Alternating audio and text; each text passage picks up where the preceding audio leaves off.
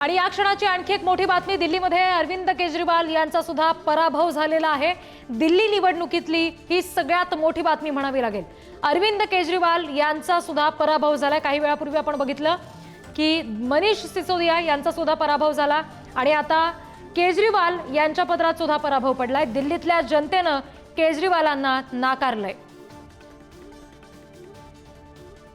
कुठलीही राजकीय पार्श्वभूमी नसताना अरविंद केजरीवाल यांनी एका विचारानं आम आदमी पक्ष स्थापन करणं, त्यांनी मोठी झेप घेत थेट दिल्लीमध्ये मोठं यश मिळवणं, स्वतः मुख्यमंत्री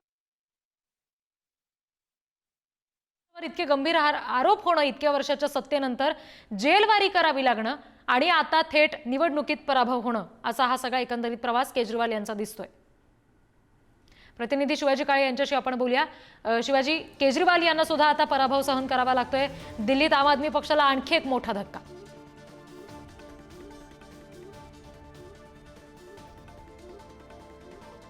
आम आदमी पक्षाला हा सगळ्यात मोठा झटका म्हणावा लागेल।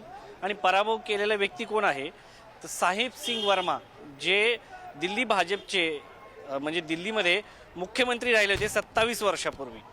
त्यांच्या मुलाने प्रवेश वर्माने पराभव केला।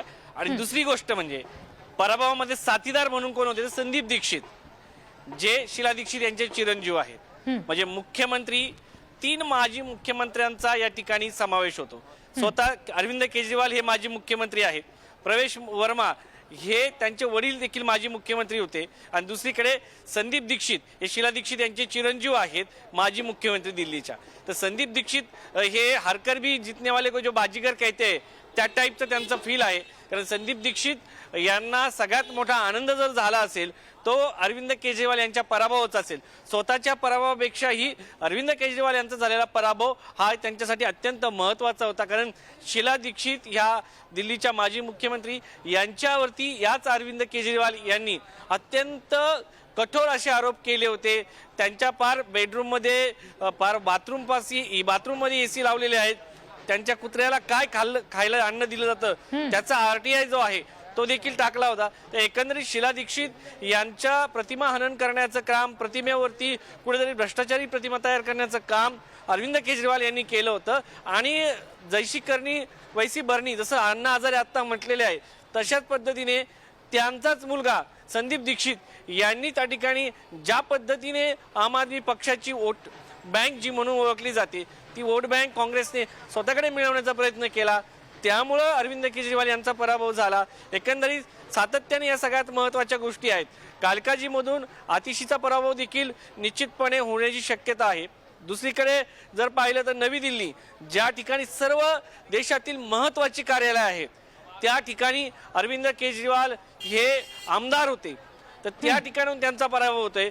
जंगपुरा, ज्या ठिकाणी मनीष सिसोदिया यांनी शाळेचं मॉडेल या ठिकाणी जगाला दाखवलं, ते मनीष सिसोदिया नंतर कारागृहात गेले दिल्लीतील कथित दारू घोटाळा प्रकरणामध्ये, त्यामुळे त्यांना पटपडगंज हा त्यांचा जो स्वतःचा मतदारसंघ होता तो सोडून जंगपुरा हा मुस्लिम बहुल क्षेत्र आहे, त्याचबरोबर एक उच्चभ्रू देखील वर्ग या ठिकाणी राहतो, त्या ठिकाणी उभं राहावं लागलं। तर एकंदरीत अरविंद केजरीवाल यांच्या पक्षाची जी फळी आहे पहिली, ती फळी जी आहे ती निश्चितपणे विस्कटलेली आहे। आणि पक्षामध्ये जी आता आपल्याला भविष्यामध्ये जे पक्ष टिकवण्याचं जे असेल ते अरविंद केजरीवाल यांच्यावरती मोठं आव्हान असणार आहे। कारण स्वतः पराभूत झालेले आहे, लोकांनी नाकारलेलं आहे अरविंद केजरीवाल यांना, ही सगळ्यात महत्त्वाचा भाग आहे। आणि त्याच्यामध्ये आम आदमी पक्षाला पराभूत करण्यामध्ये काँग्रेसचा मोठा वाटा आहे।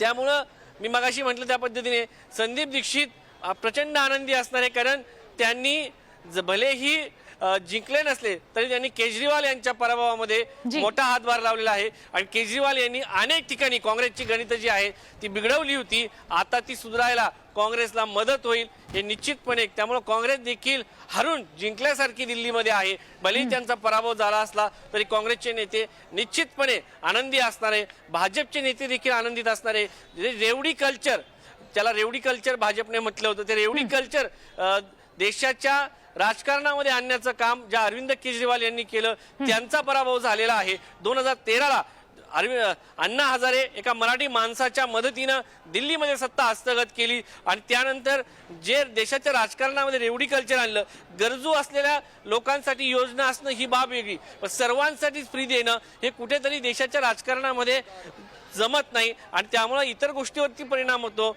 सगळ्या गोष्टी क्वालिटी मिळणं गरजेचं असतं आणि लोकांना त्या मिळाल्या नाही. दिल्लीमध्ये अरविंद केजरीवाल यांचा चेहरा भाजपने समोर आणला.